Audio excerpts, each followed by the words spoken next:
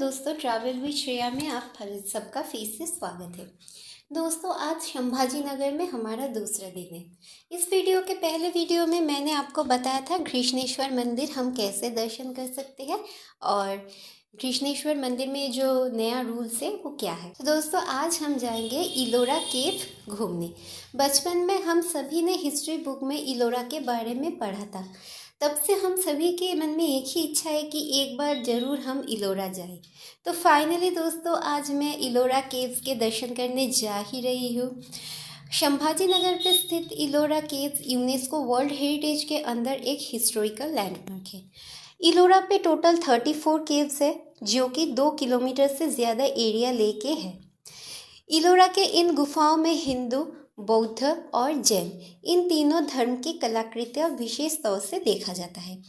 UNESCO के site पे प्राप्त एक रिपोर्ट के अनुसार इलोरा के 1 से 12 नंबर तक की गुफाओं को सबसे प्राचीन गुफा कह के मार्क किया गया है, जिसका निर्माण 5 से 8 सेंचुरी के अंदर हुआ था। इलोरा के इन 12 गुफाओं में से बौद्ध धर्म को डेडिकेट किया गया है। इसके बाद आता है 13 से 29 नंबर केव, जिनमें हिंदू धर्म को दर्शाया गया है। और इन 17 गुफाओं में से सबसे फेमस है इलोरा के 16 नंबर केव, जिसमें हम सभी कैलाश टेम्पल के नाम से भी जानते हैं। और एकदम लास्ट और थर्ड ग्रुप्स है 30 से 34 नंबर तक का, जहां हमें जैन धर्म की कलाकृतियां देखने को मिलता है। इलोरा के इन सभी 34 केव में से आज हमारा मेन अट्रैक्शन है इलोरा के 16 नंबर केव अर्थात कैलाश टेम्पल। कैलाश टेम्पल की निर्माण शैली अतुलनीय है। कैलाश टेम्पल वर्ल्ड में सबसे लार्ज रॉक कट टेम्पल में से भी एक है, जिसे एक ही पहाड़ को काट के बनाया गया था। ऐसा कहा जाता है कि इस टेम्पल को ऊपर से नीचे तक ही बनाया गया था। कैलाश, ये वर्ड सुनते ही हमें सबसे पहले याद आता है भगवान शिव के निवास स्थान का, लेकिन इस कैलाश का और उस कैलाश के बीच में कुछ भी लेना देना नहीं है। ये एक मंदिर है जो कि 18th सेंचुरी तथा 756 से लेकर 777 के अंदर राष्ट्रकूट राजा प्रथम कृष्ण ने निर्माण करवाया था। ये मंदिर भगवान शिव को समर्पित है। इलोरा से जुड़ी कई सारी कहानियाँ सुनी जाती है, उनमें से एक है इस मंदिर के निर्माण से जुड़ी एक अनोखी कहानी। इलोरा में 34 केव में से ऐसा माना जाता है कि ये 16 नंबर केव सबसे रहस्यमयी है। मंदिर के अंदर विराजमान है एक विशाल शिवलिंग, जिसकी पूजा अर्चना भी हुआ करता था कभी। ऐसा सुना जाता है कि जब इस मंदिर का निर्माण शुरू हुआ था, तब महारानी ने एक शपथ ग्रहण किया था कि जब तक मंदिर का शिखर नहीं दिखता है, तब तक वो जल ग्रहण भी नहीं करेगी। शपथ की बात को ध्यान में रखते हुए महाराज ने तब काम पे लगे हुए श्रमिक से बात करके इस सिद्धांत पे आए कि मंदिर के शिखर का निर्माण सबसे पहले होगा। इसके बाद शुरू हुआ था मंदिर का निर्माण और निर्माण के कुछ ही दिनों बाद मंदिर का शिखर निर्माण पूरा हुआ था और महारानी ने अपनी शपथ को तोड़कर जल ग्रहण भी किया था।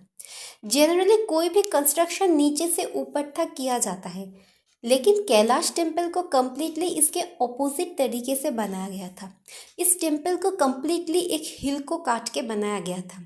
अब क्वेश्चन ये आता है कि इतने बड़े हिल को जब काटा गया था तो पत्थर यहाँ से निकलकर वो कहाँ गया? तब की टेक्नोलॉजी इतनी अपग्रेड भी नहीं थी कि पत्थर को कहीं डिसॉल्व कर दे।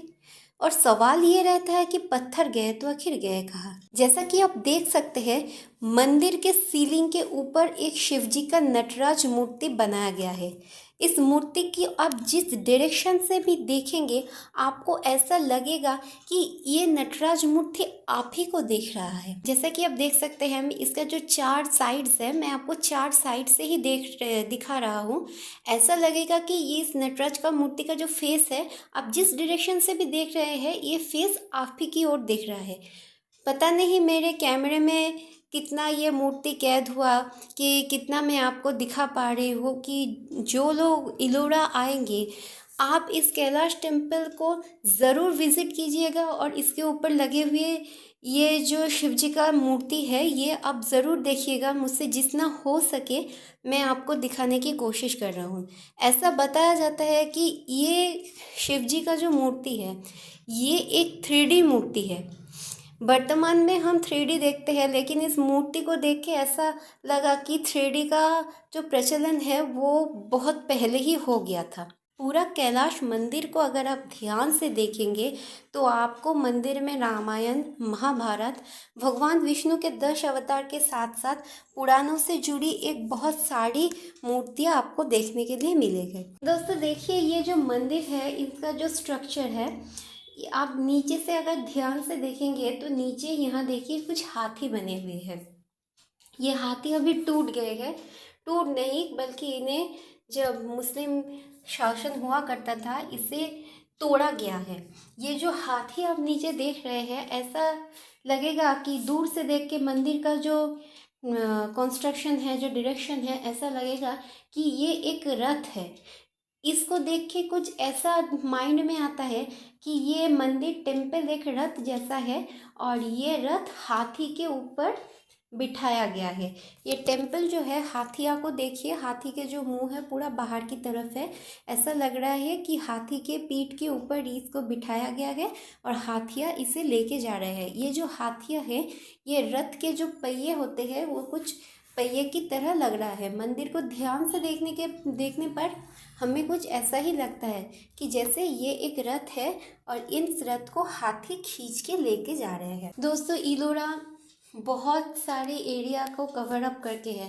नियर अबाउट 2 किलोमीटर से ऊपर से लेके 3 किलोमीटर तक जुड़ा हुआ ये केव है।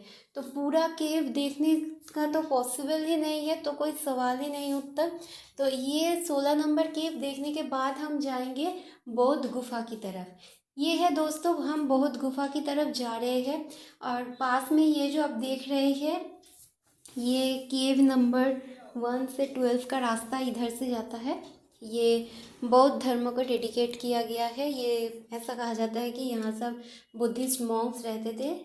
तो अभी हम जा रहे हैं इलोरा के केव नंबर 10 पे। दोस्तों, हम पहुँच गए हैं इलोरा के केव नंबर 10 पे। केव नंबर 10 पे एंटर करते हुए ही आपके सामने भगवान बुद्ध की एक विशाल मूर्ति दिखेंगे और इसके ऊपर देखिए, इस केव की जो सीलिंग है बहुत बारीकी से काम किया गया है। मतलब क्या बोले, इसका जो सीलिंग है मतलब एकदम पूरा वाव है। कैलाश मंदिर का भी सीलिंग का एक अनोखा, क्या बोले, मतलब एक अनोखी बात थी कैलाश के सीलिंग का, और इसका सीलिंग का कुछ अलग है। तो ये है बौद्ध केव और इसके आगे अगर हम बढ़ते जाए तो उधर भी कुछ केव हमको नज़र आएंगे। जैसा कि आप देख सकते हैं, सीढ़ियों से ऊपर जाना पड़ेगा, लेकिन इतना दम हमें नहीं है कि हम सीढ़ियों से ऊपर चढ़े, तो हम सीढ़ियों से ऊपर नहीं गए। दोस्तों, इलोरा के जो केव है, अगर आपके पास टाइम है तो आप पूरा घूम सकते हैं, लेकिन हमारे पास उतना टाइम नहीं था, तो इसलिए हमने सिर्फ इलोरा के कैलाश टेम्पल को ही देखा और इसके बगल में जो केव्स थे बुद्धिस्ट केव, उसी केव को देखा। इलोरा दोस्तों, इलोरा घूमने के लिए आपको मतलब क्या बोले, पैरों की ताकत बहुत होनी चाहिए। फिलहाल तो यहाँ आपको ई बस मिल जाएंगे, लेकिन हम इतने सुबह सुबह आए थे कि ई बस की सर्विस तब तक चालू नहीं हुई थी। आपको यहाँ गाड़ियाँ भी मिल जाएंगी जिसका प्राइस है पर हेड 60 रुपीज़ करके ये लोग लेते हैं। आप उससे भी ट्रैवल कर सकते हैं, लेकिन हमारे पास टाइम कम होने के कारण इसीलिए हमने जितना हो सका मुझसे कि मेरा जो मेन अट्रैक्शन था कैलाश टेम्पल, वो हमने आपको बहुत अच्छे तरह से दिखा दिया। इलोरा केव जो है ये हर मंगलवार को बंद रहता है।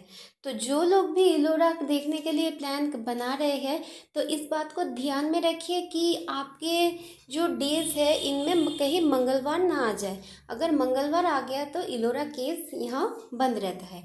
इलोरा के कैलाश टेम्पल को विजिट करने से पहले हमने ऐसा सुना था कि इलोरा के 16 नंबर केव तथा कैलाश टेम्पल बहुत ही मिस्टीरियस और सस्पेंस से भरा है। इस वीडियो को एंड करने से पहले दोस्तों मैं आपको इतना ही बताना चाहूँगा कि इलोरा की जो वर्क है, स्पेशली कैलाश टेम्पल से जुड़ी जो वर्क आपको देखने को मिलेगा, जो मैंने देखा, इस वर्क को देख के मैं भी खो गई हूँ। रहस्यमय तो ऐसा कुछ भी नहीं दिखा, इसके अंदर जाके जो भी मैंने देखा है वो एक भारतवर्ष की अतुलनीय शिल्प कला का निदर्शन है, जो कि इलोरा में देखने के लिए मिलता है। फिलहाल तो दोस्तों मैं इस वीडियो को यहीं पे एंड कर रही हूँ, क्योंकि इलोरा के इस 16 नंबर केव तथा कैलाश टेम्पल के बारे में जितना भी वर्ड्स बोला जाए उतना ही कम है। तो मिलते हैं दोस्तों इसके अगले व्लॉग में। एक छोटा सा व्लॉग है जो कि औरंगाबाद के पास ही में स्थित है, बीबी का मकबरा, जिसे हम ताजमहल का रेप्लिका भी कहते हैं।